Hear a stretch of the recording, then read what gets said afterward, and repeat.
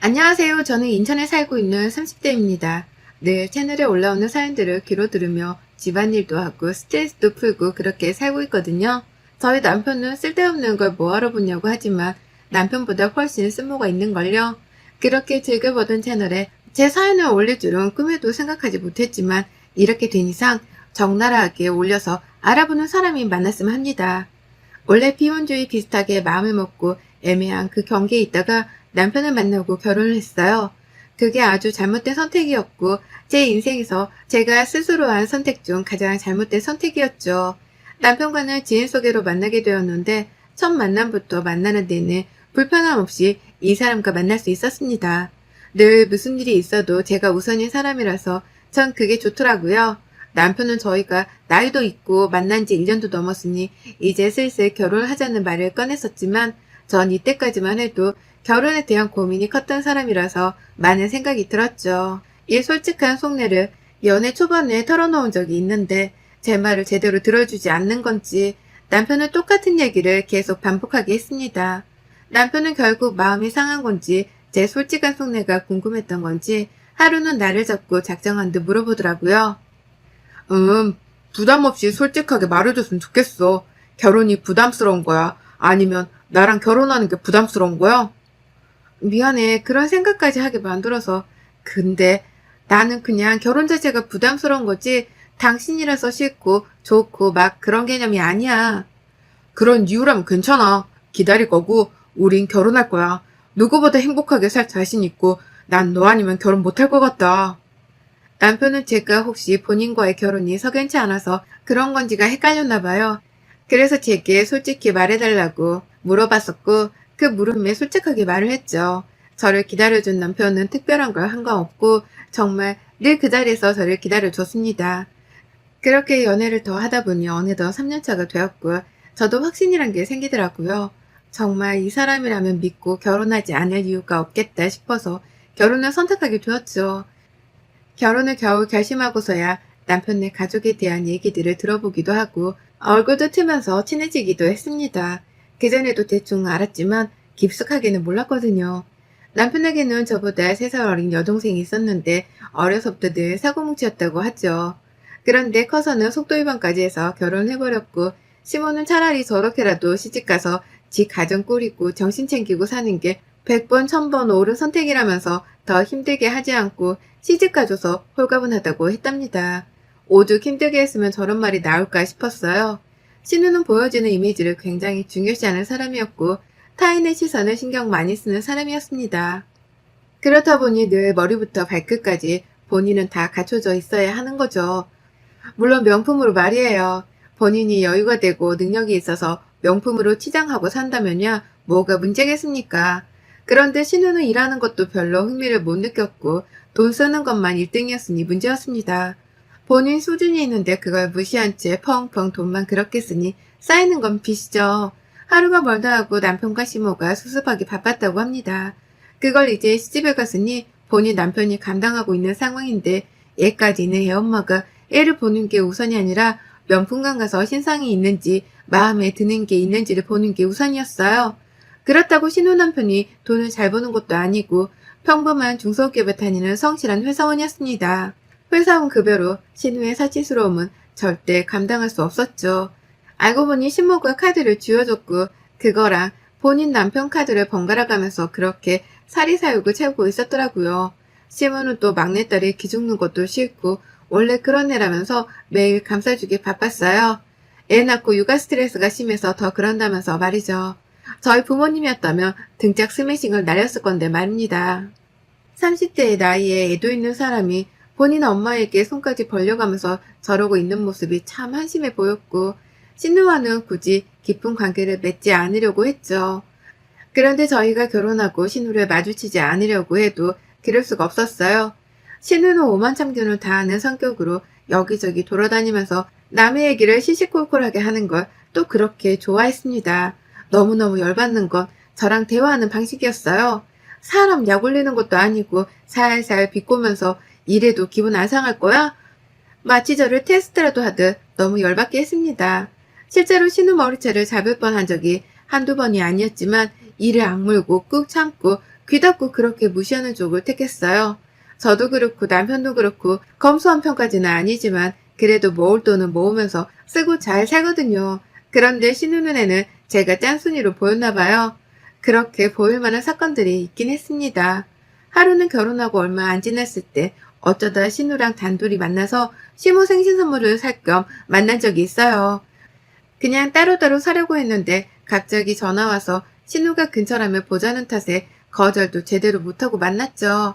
만나자마자 대뜸 명품관으로 가더니 시모 첫 생신인데 돈은 꽤 쓰실 생각하고 오신 거죠? 예, 이어서 설마 명품관이랑 안 친하냐며 저더러 처음 온 티 내지 말고 그냥 조용히 있으라는 겁니다.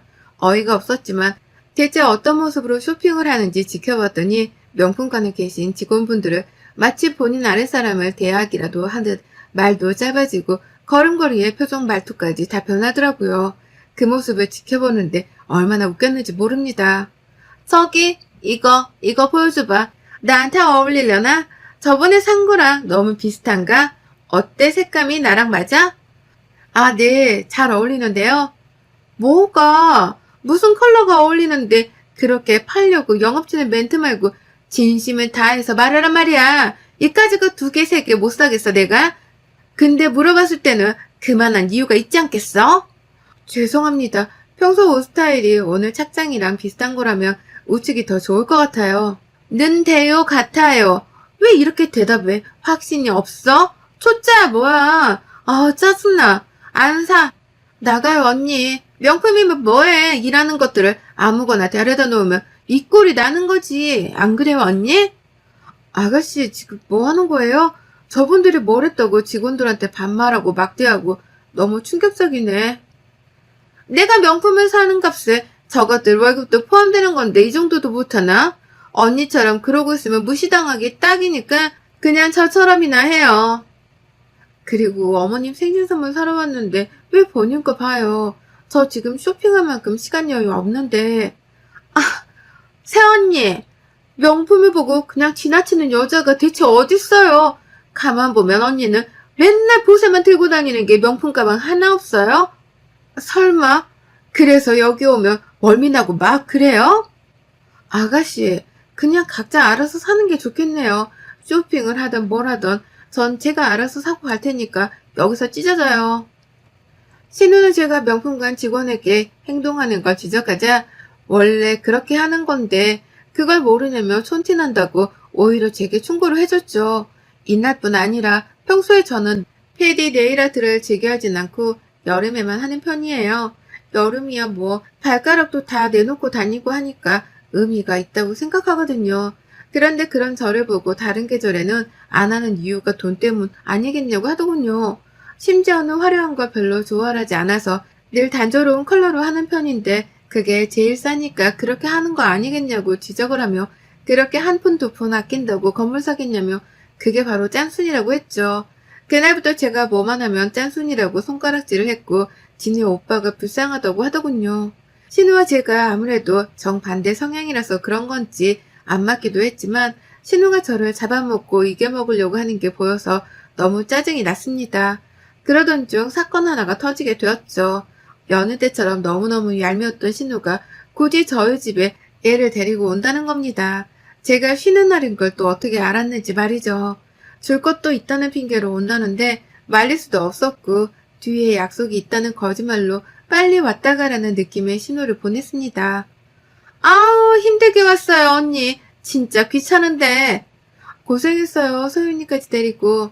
당연하죠. 얘 데리고 나오는 게 어디 쉽나? 시원한 물 좀 줘요. 얼음도 같이. 목 다 죽는 줄 알았거든요. 근데 줄 건 뭐고 갑자기 왜 여기까지 왔어요? 오자마자? 천천히 좀 해요. 가만 보면 새언니 나 싫어하는 거 너무 티네.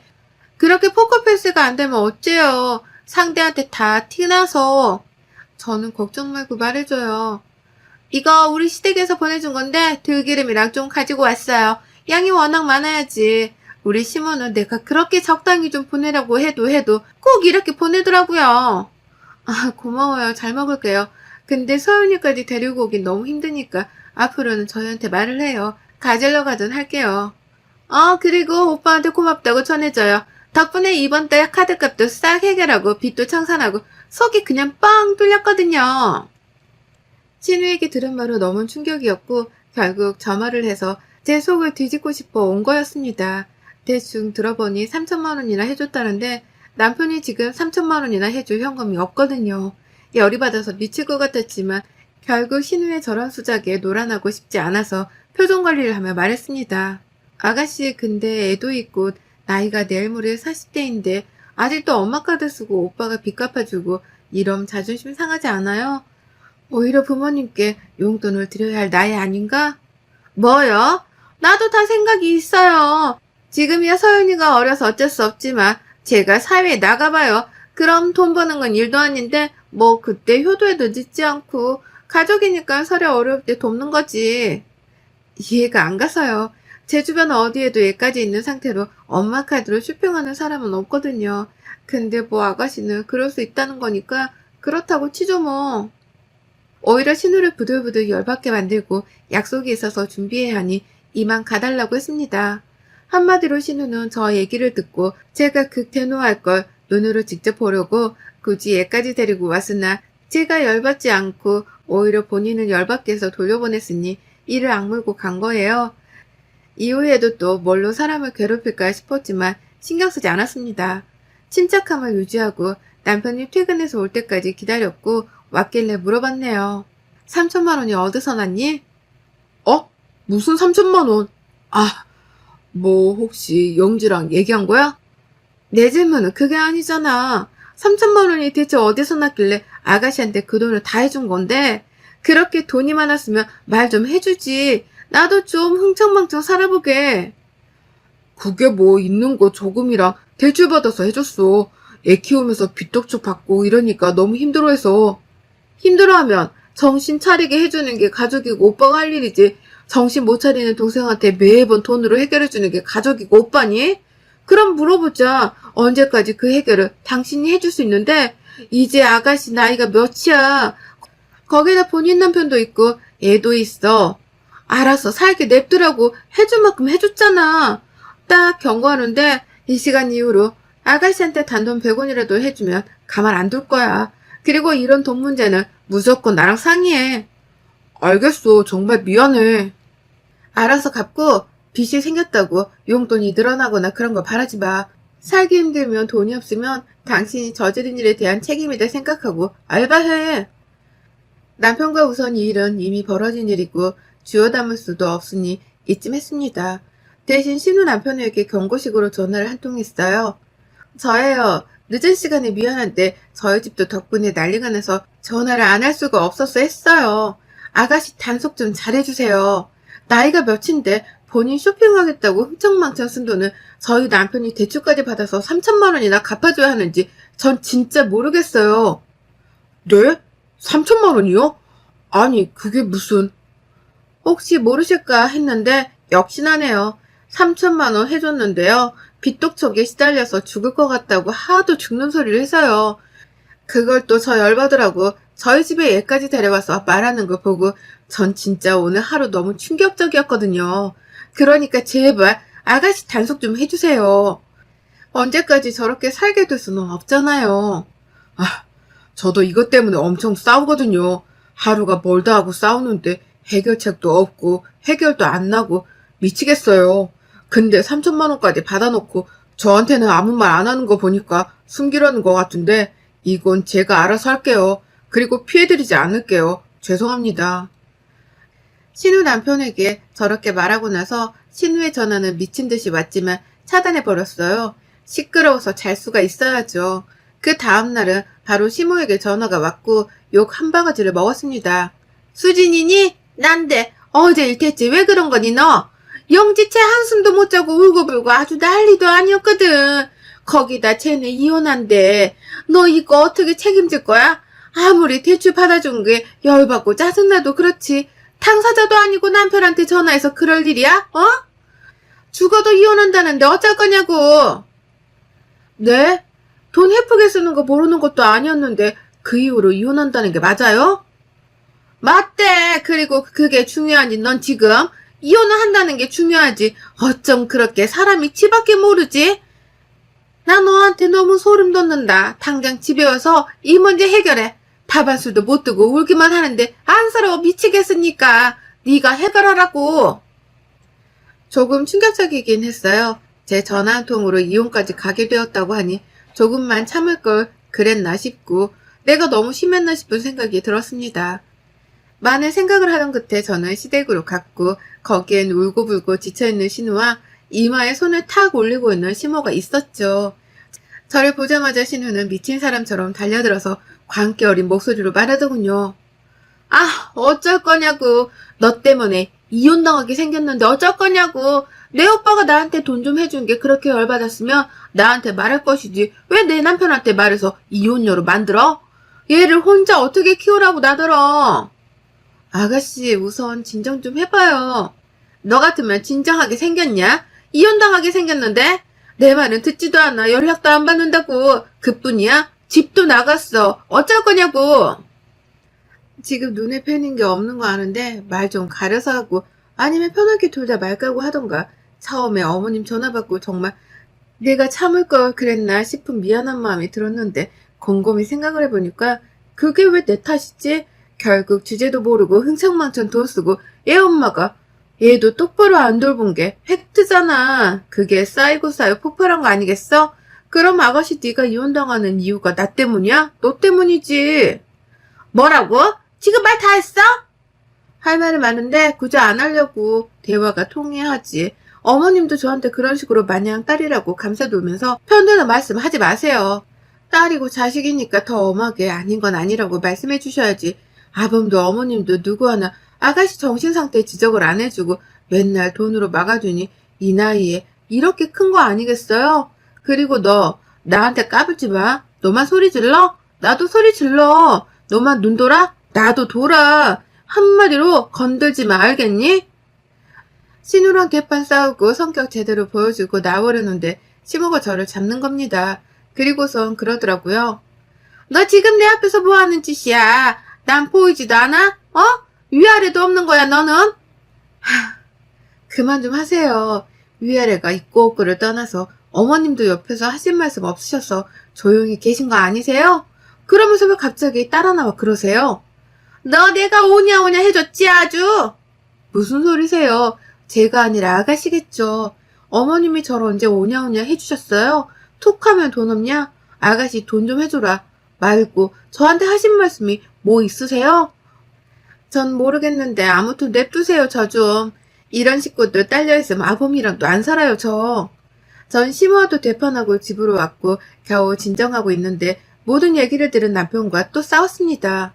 남편은 아무리 그래도 내 엄마고 동생인데 너무했다. 사과해라라는 입장이었고 저는 잘못한 게 없으니 사과할 이유도 없다. 그들이 기분이 그렇게 상했으면 네가 가서 풀어줘라였습니다. 그러던 중 신우 남편이 제게 전화가 온 거예요. 따로 연락하고 지내던 사이도 아니었기도 했고 지금 잠수를 탄 상황에 저한테 연락이 오니 놀랬죠. 그리고 30분을 넘도록 한 통화 속에서 충격적인 사실을 듣게 되었습니다. 신우가 이혼당하는 이유는 바람피다 걸려서라고 해요.